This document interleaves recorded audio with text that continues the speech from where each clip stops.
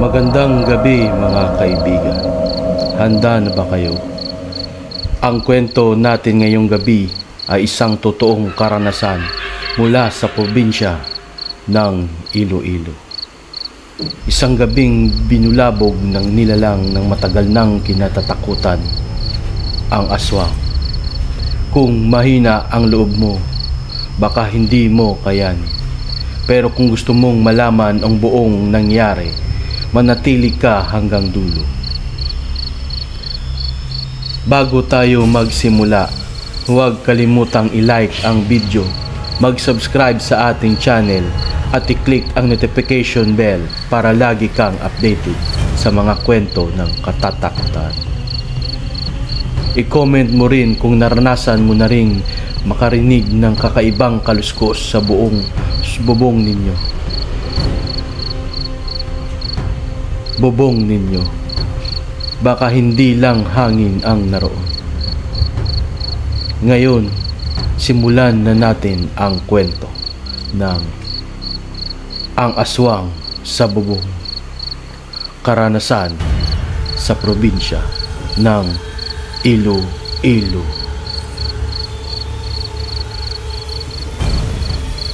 Lumaki ako sa isang maliit na baryo sa Iloilo.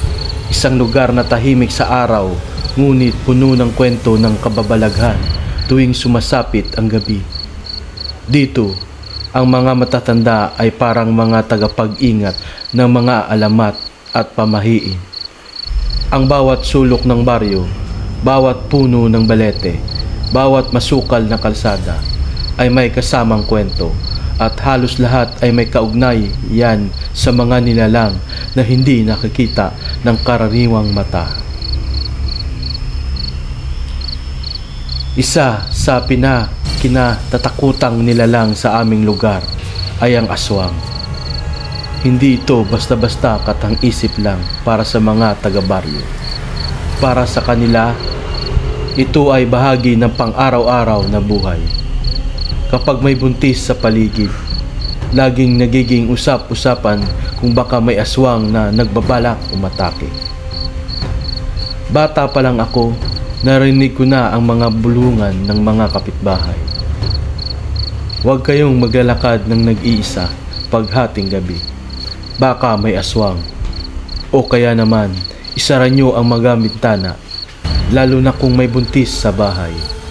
At sa tuwing may namamatay ng misteryoso, lalo na kung hindi maipaliwanag ng albularyo o ng mga doktor, agad-agad itong isinisisi sa aswang.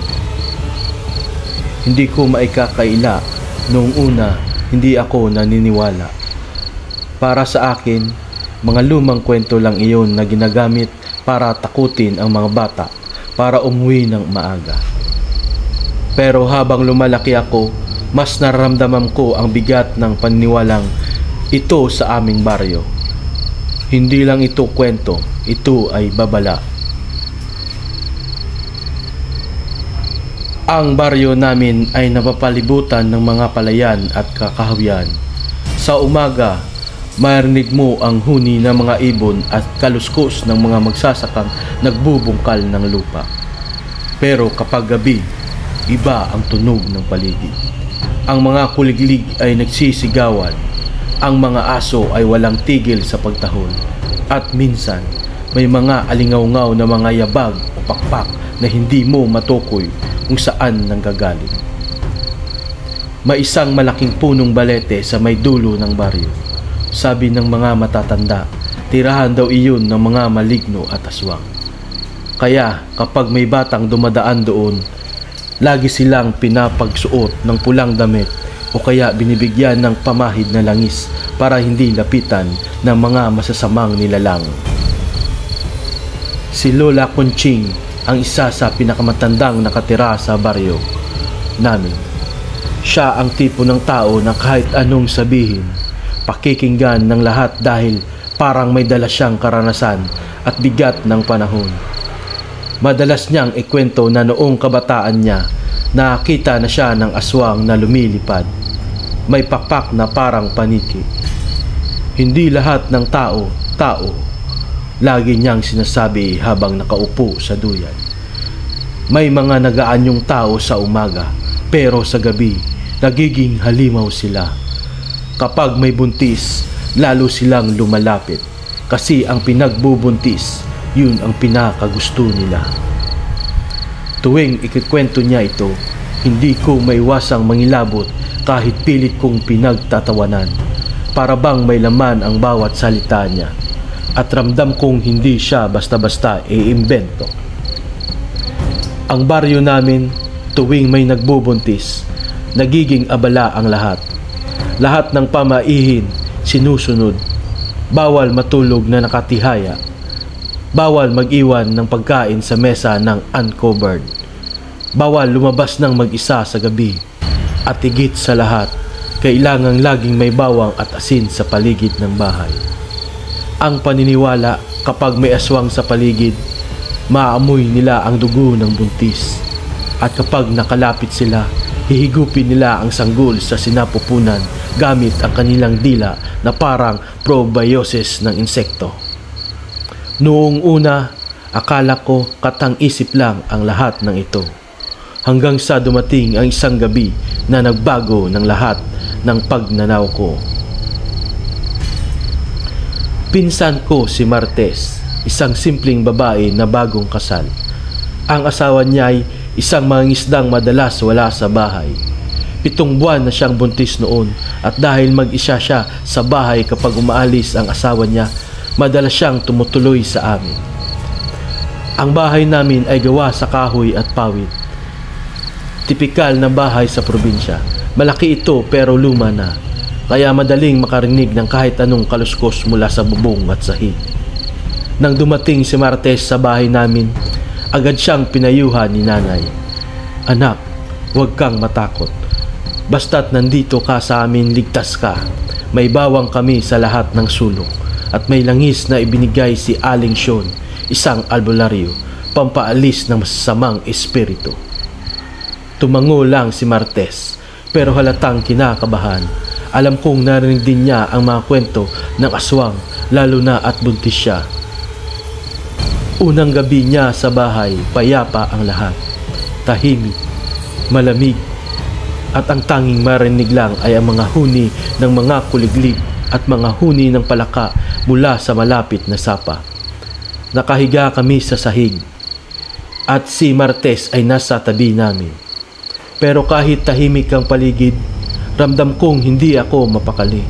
Hindi ko alam kung guno-guno lang, pero parang may mabigat na hangin sa paligid. Parang may nagmamasid. Bago kami matulog, bumulong si nanay.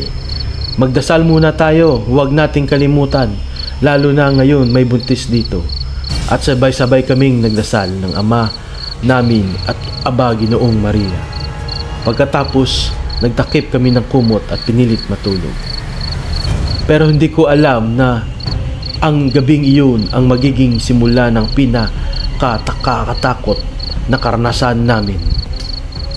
Sa baryo namin, kapag buntis ang isang babae, hindi lang siya basta inaabangan para sa bagong buhay. Para rin siyang minamata ng dilim ng mga nilalang na ang hanap ay dugo at laman.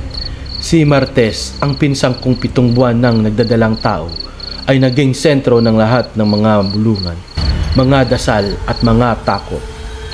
Noong una siya ay tumuloy sa bahay namin, halata agad ang bigat niyang tiyan niya. Malapad na ang kanyang balakang at mabagal na ang paglalakad. Mahiyain si Martes, pero sa mga mata niya, makikita mo ang kaba, lalo na't alam niyang wala ang asawa niya at hindi siya laging may kasama sa gabi. Noong hapong bago dumilim, dumaan si Aling Sean, ang albularyong kilala sa aming baryo. Dala niya ang maliit na bote ng langis na may kakaibang amoy. Hindi mabango, pero hindi rin siya masangsang. Para bang pinanghalong bawang, dahon ng bayabas at kung ano-ano pang halaman. Martes, sabi ni Aling Sean, ipahid mo to sa tiyan mo bago ka matulog. Hindi basta makakalapit ang aswang kapag naamoy nila to. Pero huwag kang maging kampante. Dapat palagi kang nakapaligid sa asin at bawang. Nagpasalamat si Martes, pero nakita kong nanginginig ang kanyang kamay habang inaabot ang bote. Aling Shun, totoo po ba talaga? Totoo po ba ang aswang? Napatingin sa kanya ang matanda. Huwag mong questionin ang totoo, iha. Sa baryong to, hindi lahat ng mata ay para lang sa tao. Tandaan mo, ang buntis ang pinakagusto nila. Para sa kanila, ang sanggol ay pagkain na sariwa at walang laban. Tahimik lang si Martes. Hinawakan niya ang kanyang tiyan na parang may tinatago. Nang gabing iyon, bago pa man dumilim, abala si nanay at tatay sa paghanda ng mga pangontra. Naglagay si nanay ng asin sa mga bintana at pintuan, pati sa mismong paligid ng banig kung saan matutulog si Martes. Si tatay naman nagbibit ng itak at sinandal iyon sa dingding malapit sa pintuan. Kung may magtangkang pumasok kahit anino, tatagain ko, matigas niyang sabi. Ako naman, inutusan nilang kumuha ng bawang at sisabit sa lahat ng sulok ng bahay. Habang ginagawa ko iyon, hindi ko maiwasang kabahan, para kasing masyadong seryoso ang lahat. At sa bawat sandali, lalo kong naramdaman na parang may inaabangan kami. Pagkaupo namin sa hapag, napansin ko si Martes na halos hindi makakain. Tinitigan ko siya at napansin kong halos maputla na ang kanyang mukha. Bakit parang walang gana? Bakit parang wala kang gana? Tanong ni nanay. Ewan ko, tiya, sagot niya. Mahina, parang ang bigat ng pakiramdam ko, parang may nakatingin sa akin. Nagkatinginan kami ni nanay. Hindi na lang kami nagsalita, pero pareho naming ramdam ang kaba. Pagkatapos kumain, agad naming inayos ang banig. Doon natulog si Martes katabi ko, habang si nanay at tatay ay nasa kabilang dulo. Pinilit namin gawing normal sang gabi, pero lahat kami ramdam ang tensyon. Habang nakahiga kami, ramdam kong hindi mapakali si Martes. Paulit-ulit siyang humahaplos sa kanyang tiyan at humihinga ng malalim. Ne, bulong niya sa akin. Naramdaman mo ba? Para bang may malamig na hangin na umiikot. Napakapit ako sa kumot ko. Totoo, malamig ang paligid. Puro iba ang lamig na ito. Hindi ito karaniwang simoy ng hangin galing sa bukas na bintana. Ito'y lamig na dumidikit sa balat, parang nanunuot hanggang sa buto. Wala yan, Martes, sagot ko, kasi hindi ako mismong nanginginig. Andito naman tayo lahat, walang makakapasok. Pero kahit anong sabihin ko, hindi ko rin mapaniwala ang sarili ko. Mula sa kabilang dulo, narinig kong nagbubulangan si nanay at tatay. Akala nila tulog kami ni Martes, pero malinaw sa pandinig ko ang bawat salita. Anong oras na? Bulong ni nanay. 2:30, sagot ni tatay. Diyos ko, malapit na ang 3:00. Napatigil ako. Bakit 3:00? Doon ko lang narinig ang oras na iyon na mahalaga. Yan ang oras ng mga nilalang, dagdag ni nanay. Lalo na ng mga aswang. Hindi na ako nakapagsalita. Pinikit ko na lang ang mga mata ko at pinilit na huwag magkikita ng takot. Pero lalo akong kinabahan. At doon nagsimula ang hindi namin malilimutang. Habang matahimik ang lahat, bigla naming narinig ang mahinang kaluskos sa labas. Parang may naglalakad, mabagal, mabigat. Napatayo si tatay at kinuha ang itak. Si nanay naman, sinindihan ng isang kandila ay tinilagay sa gitna ng sala.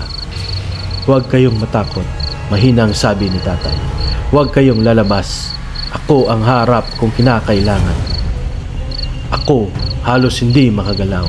Si Martes, nanginginig at mas lalong hinawakan ang tiyan niya. Ne, bulong niya. Naramdaman ko, parang may humihigop sa loob ko. At doon, muling umingay ang bubong. Mabigat, parang may hayop na naglalakad. Pero mas malaki pa sa pusa. Mas mabigat sa aso. Tumitig kami lahat sa kisame at sabay-sabay kaming natigilan. Dahil walang duda, may nasa bubong namin. Mabigat ang katahimikan sa loob ng bahay habang patuloy ang mga yabag sa aming bubong. Para bang may isang nilalang na dahan-dahang nag-iikot. Sinusuri ang bawat sulok, naghihintay ng tamang pagkakataon. Bawat kaluskos ay parang hampas sa aming dibdib. Bawat ingay ay nagbabadya ng panganib. Si tatay, nakahawak pa rin sa kanyang itak, pero bakas sa mukha niya ang kaba. Kahit nasanay siya sa mga kwento ng baryo, iba pa rin ang maranasan mismo ang ganitong sitwasyon. Si nanay naman ay hawak-hawak ang rosaryo, paulit-ulit na nagdarasal ng Ama namin at Aba Ginoong Maria. "Huwag kang kikilos," bulong ni tatay. "Makinig lang kayo." Pero paano ka makikinig kung bawat tunog sa bubong ay parang malalaking kuko na kumakalas sa yero?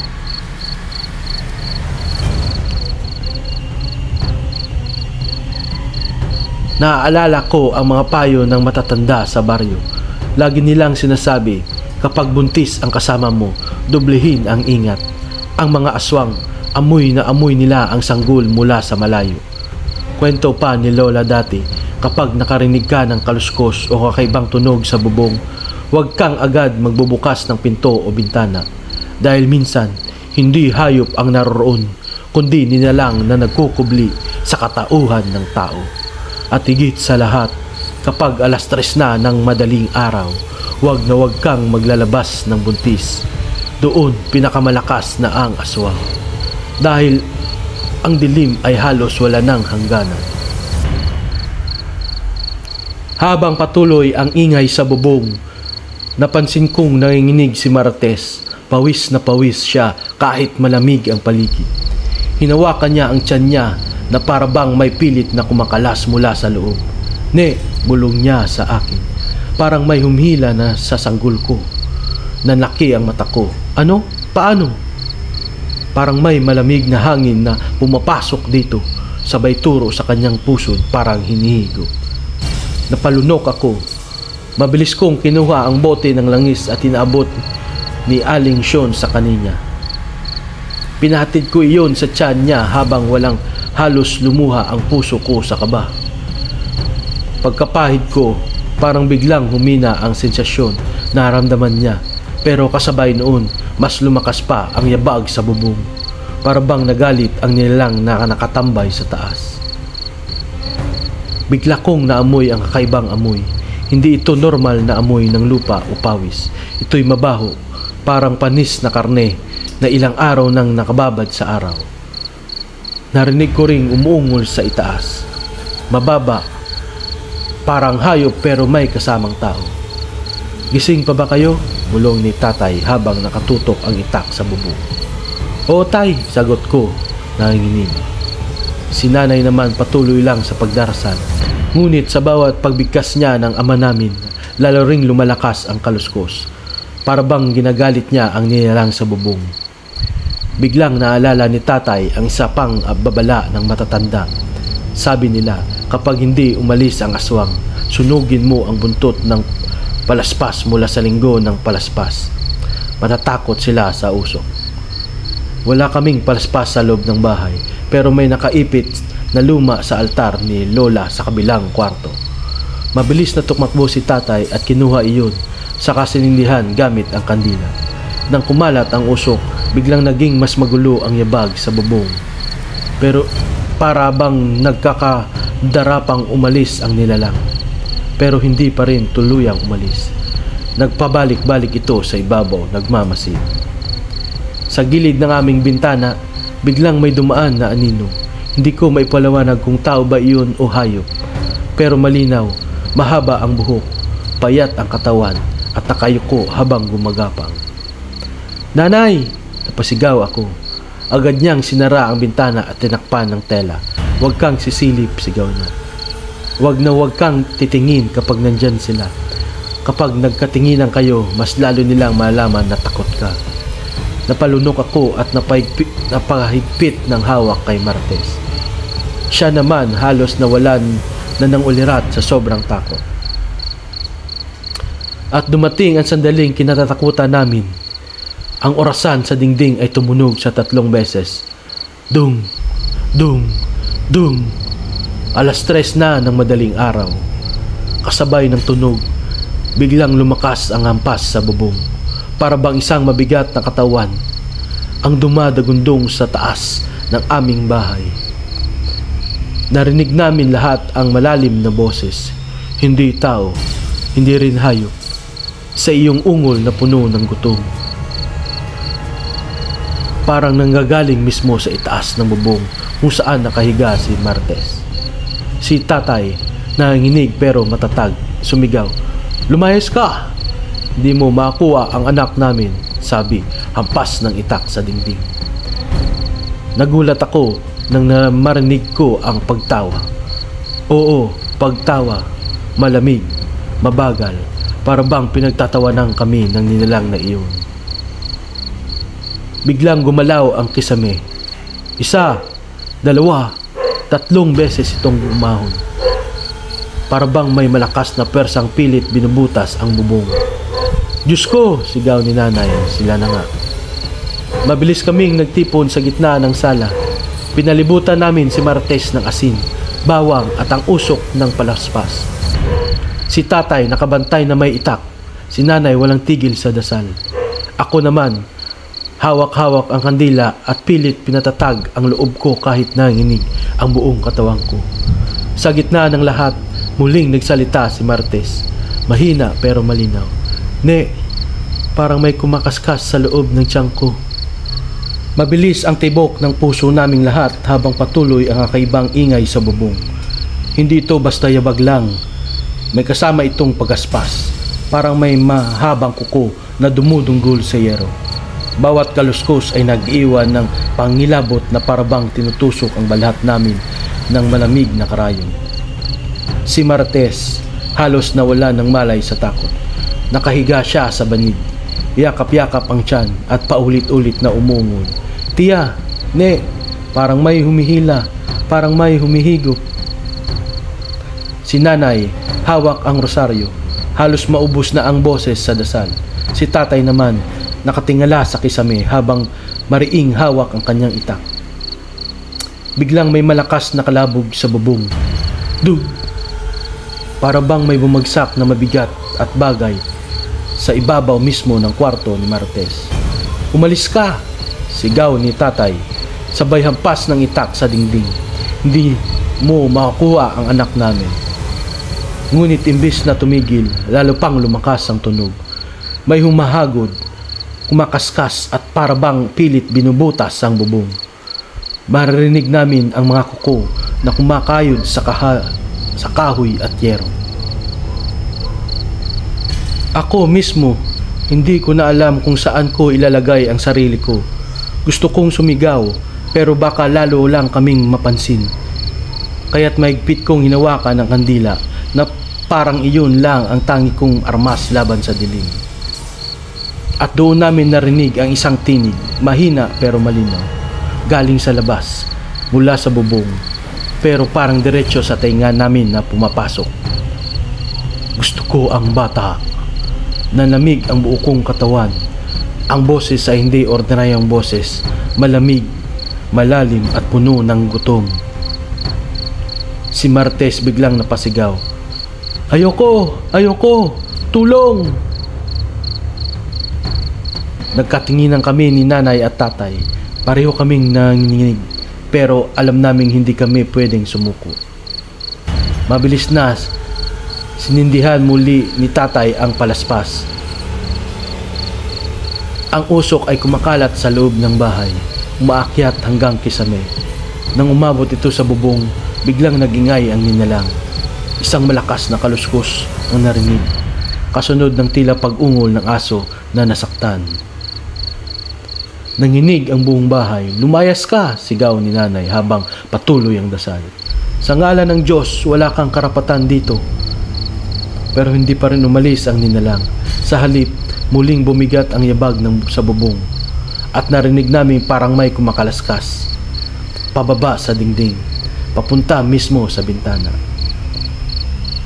Nilingon ko ang paligid at doon ko nakita isang kamay na payat, maitim at mahaba ang mga kuko, unti-unting lumalabas mula sa siwang ng bintana. "Diyos ko!" napabulong ako.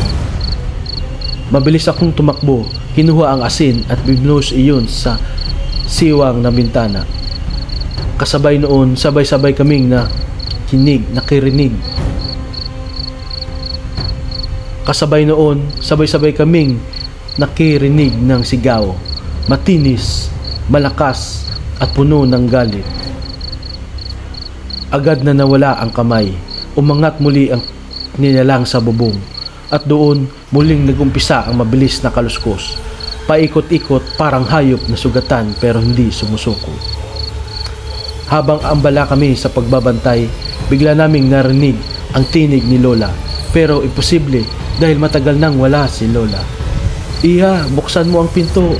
Ako ito, si Lola mo." Nanlaki ang mata ko. Si nanay naman biglang tumayo. "Ma!" Pero mabilis siyang hinila ni tatay. "Hindi siya si nanay mo, huwag kang papadala." Nang marinig iyon ng ninalang, biglang itong tumawa. Isang malalim at nakakilabot na tawa na para bang pumunit sa dilim ng gabi. "Hindi niyo ako malilinlang." Si Martes hindi na makagalaw sa banig. Nanginig ang buong katawan niya at pawis na pawis. "Ne, parang may kumakaskas sa loob ng tiyan ko. Parang tinutusok." Agad kong pinahid muli ang langis sa tiyan niya at muling inikot ni tatay ang palaspas sa paligid. Pero kahit anong gawin namin, alam naming hindi pa tapos ang gabi. Nang sumilip ako sa orasan, 3:30 na. Ang bawat minuto ay parang isang oras. Ang bawat segundo ay puno ng kaba. At doon namin narinig ang pinakamalakas na kalabog. Para bang buong katawan ng nilalang ay bumagsak sa bubong. Sumunod ang malalim na paghinga, malakas, mabigat at puno ng gutom. Si tatay todo bantay, itak sa isang kamay at palaspas sa kabila. Si nanay halos maiyak na sa dasal. Ako nanginginig pero pilit na pinatagag ang loob. At si Martes halos mawalan ng uliran. Yakap ang tiyan niya at paulit-ulit na sinasabi, "Huwag niyo kong iwan, huwag niyo kong iwan." Sa bawat kaluskos sa bubong, pakiramdam ko ay unti-unting bumabagsak ang lakas ng loob ng aming lahat. Hindi na ito basta takot. Isa na itong bangungot na hindi namin matatakasan. At sa gitna ng dilim, ramdam naming mas lumalapit pa ang nilalang. Si Martes halos mawalan na ng boses sa kakapagsabi ng, "Tulong! Huwag niyo kong iwan!" Habang kami naman pilit na pinapangalagaan ang kanyang tiyan na siyang pinagtutuunan ng pansin ng aswang. Bigla na lang tumigil ang lahat ng ingay sa bubong. Walang yabag, walang gasgas, walang ungol. Nakakabingi ang katahimikan. "Tay, umalis na ba siya?" Mahina kong tanong. Ngunit bago pa makasagot si tatay, may bumagsak na mabigat sa labas ng bahay. Kasunod nito, nakita naming dumaan ang isang anino sa bintana. Mahaba, payat at nakayuko. Hindi tao, hindi rin hayop. Ang anino ay gumagalaw na parang gumagapak pero sobrang bilis. Halos hindi ko maaninag kung saan nagsisimula at nagtatapos ang anyo. Ngunit malinaw sa akin ang isang bagay, hindi ito normal. "Diyos ko!" bulong ni nanay habang mariing nakapikit at nahawak-hawak ang rosaryo. Biglang may tatlong malalakas na katok sa pintuan. Tok, tok, tok. "Ako ito, si Aling Sean," sabi ng tinig sa labas. "Buksan nyo, may dala akong gamot." Nagkatinginan kami ni tatay. "Hindi siya si Aling Sean," mariing bulong ni tatay. "Narinig mo? 3:00 na ng umaga, tapos biglang nandito siya. Imposible." Pero pareho ang boses, sabi ni nanay nanginig. "Peke yan, huwag kayong magpapaloko," sagot ni tatay habang hawak ang itak. Muli, tumawa ang tinig, mahaba, malamig at nakakapangalabot. "Hindi niyo ako malilinlang." At kasabay nito, huling nag-ingay ang bubong. Hindi ko alam kung saan ako nakuha ang tapang ko. Pero lumapit ako sa bintana. Dahan-dahan akong sumilip at doon ko nakita ang hindi ko malilimutang habang buhay. Isang nilalang na nakadapa sa bubong ng kanilang bahay. Isang nilalang na nakadapa sa bubong ng kabilang bahay, nakatitig diretso sa amin. Mahaba ang buhok, gusto at marumi. Gusot at marumi. Ang katawan niya ay payat na payat, halos butot balat. Ngunit ang pinakamalupit ang kanyang mukha. Hindi pantay ang mga mata, namumula, at ang bibig niya ay napakababa, puno ng matatalim ng ngipin. Nakatitig siya kay Martes at habang nakatitig, dahan-dahan siyang umising. Nanlaki ang mata ko at napaatras. Tay, nandyan siya, nakatingin sa atin. Mabilis na sinara ni tatay ang bintana at binuhusan ng asin ang paligid nito.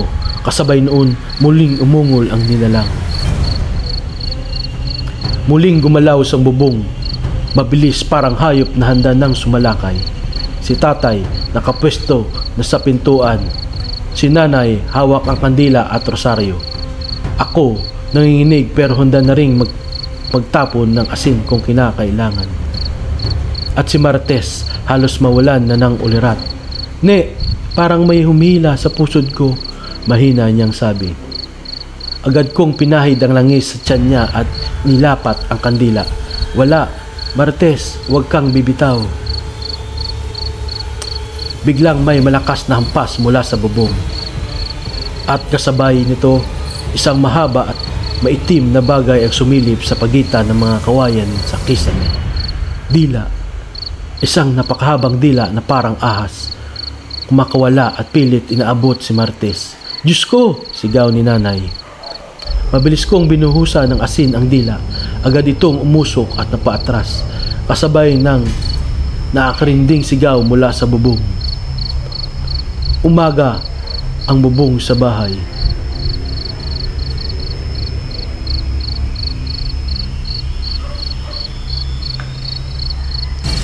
Umuga ang bubong sa bahay. Muli, narinig namin parang gumagapang sa lahat ng sulok ng bubong ang nilalang. Minsan nasa kaliwa, minsan nasa kanan, minsan nasa itaas mismo ng kisame. Hindi namin alam kung saan siya susunod na lalabas. Wala pa tayong oras, sabi ni tatay. Kung hindi natin siya mapapalayas, mapapahamak si Martes, anong gagawin natin? Halos umiiyak na tanong ni nanay. Dasal, dasal lang, sagot ni tatay habang umiikot sa loob ng bahay na parang sundalong handang sumalag. At dumating ang pinakamasidhing sandali. Mula sa itaas ng bubong, narinig naming muli ang tinig. Pero ngayon, mas malinaw, mas malakas. Ibigay niyo sa akin ang bata. Kasabay nito, biglang bumagsak ang kalating bahagi ng bubong. Sumilip ang isang mukhang hindi ko na kayang ilarawan. Isang halimaw na gutom, nakanganga at nakatingin diretso sa tiyan ni Martes. Si Martes napasigaw ng ubod lakas. Ayoko, tulong! At sa gabing iyon, doon namin nakita ang tunay na anyo ng nilalang. Hindi na ito alamat, hindi na ito kwento ng matatanda. Totoo ang aswang. Nang bumukas ang bubong at tumambad ang nakatakot na anyo ng nilalang, para kaming napako sa kinatatayuan. Ang mga mata nito ay pula at nagliliyab. Ang bibig ay nakanganga na parang bitag, puno ng matataas at maruming ngipin. Puno ng matatalas at maruming ngipin. Ang mukha nito ay hindi pantay, parang pinagtagpi-tagpi ng balat. At ang dilay mahaba, lumadakma, pilit inaabot si Martes. Si Martes halos nawala ng malay sa takot. Sigaw ng sigaw habang yakap ang kanyang tiyan. Tulong! Huwag niyo akong ibigay!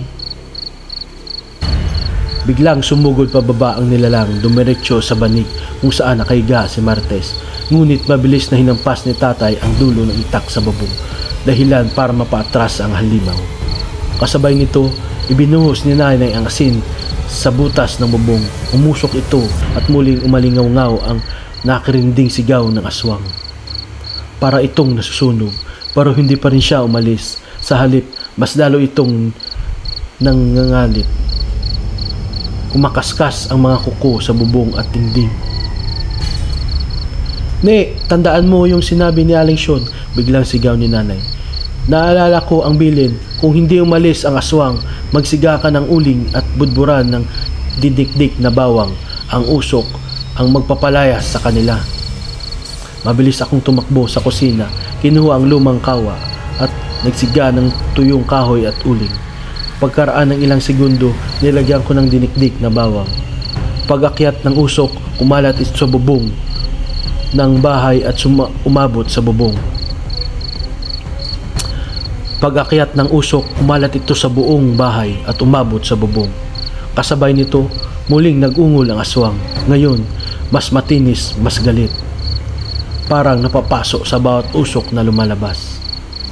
Ngunit habang abala kami sa usok, biglang may kumatok na naman sa pintuan. Tok, tok, tok.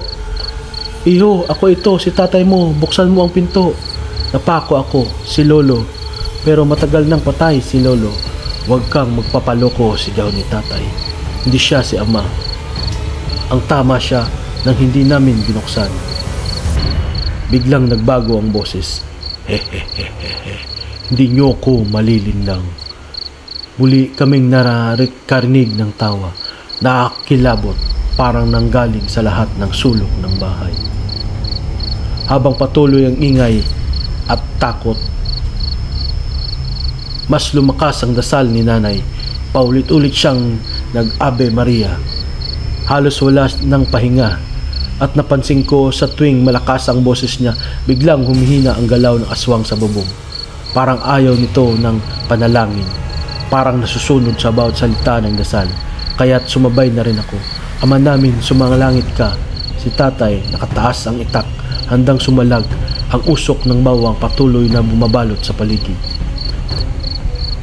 Ngunit si Martes mas lalong nanghina. "Ne, parang lumalabas yung bata. Parang hinihila palabas." Nabigla ako. Agad kong pinahid ang langis sa tiyan niya at muling pinapaloob sa asin ang kanyang banig. Pero ramdam kong hindi sapat. Ang aswang pilit na hinihigop ang kaluluwa ng bata mula sa loob ng sinapupunan. "Huwag kang susuko, Martes," sigaw ko. "Kaya natin to." Isang malakas na kalabog ang narinig namin at sa isang iglap mas lumaki ang butas sa bubong. Doon tumambad ang buong katawan ng nilalang. Ang mga kuko nito'y mahaba, parang itak. Ang mga matay nagliliyab na pula at ang dilay patuloy na lumalawit. Sinubukang butin si Martes. Ang buong katawan niya ay payat, mahaba at mababalutan ng mga ugat at balat na tila hindi na tao. "Akin ang bata," sigaw ng aswang. Halos mabingi kami sa lakas ng boses. Mabilis na kumilos si tatay.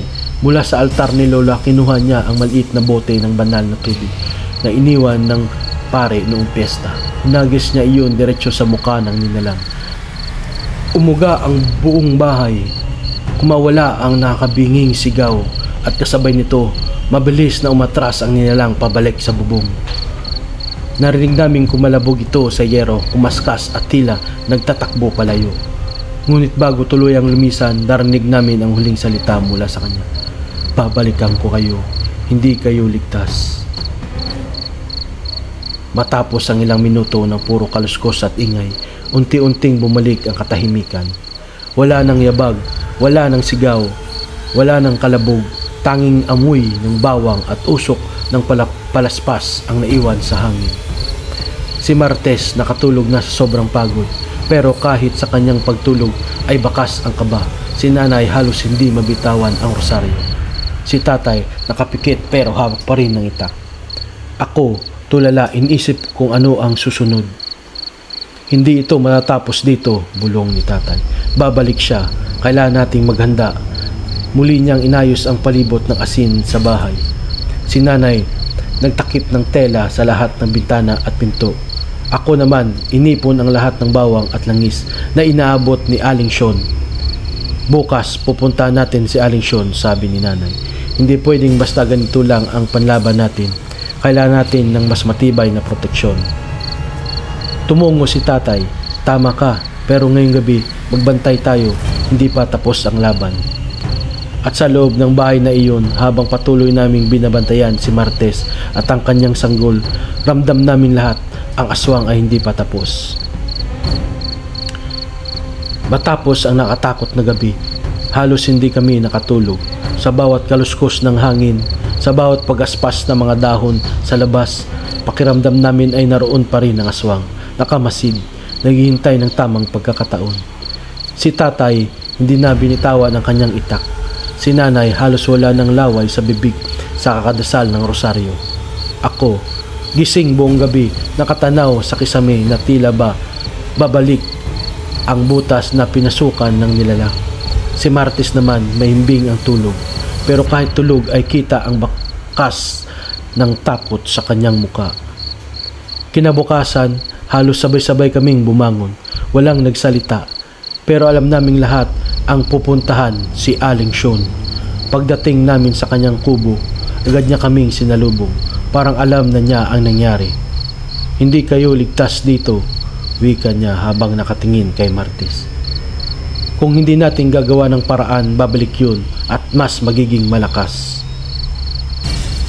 Inalabas niya ang isang maliit na supot na puno ng diniktik na ugat, pinatuyong dahon at langis.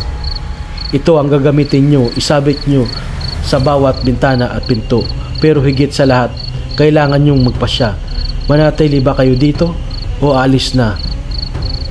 Nagkatinginan kami. Alam naming mahirap ang pasya, pero para kay Martes at sa kanyang dinadala, wala na kaming ibang pagpipilian. Hindi na tayo ligtas dito, bulong ni tatay. Kailangan nating bumalik sa bayan. Kahit mabigat sa dibdib na iwan ang probinsya, lalo na't dito lumaki si nanay at dito rin ang mga alaala ng aming pamilya, wala na kaming nagawa. Kung ang kapalit ng pananatili ay buhay ng bata at ni Martes, mas pipiliin naming lumikas. Nag-impake kami agad, kaunting damit, kaunting pagkain at ang mga gamit na ibinigay ni Aling Sean. Bantayan nyo ang inyong mga anino.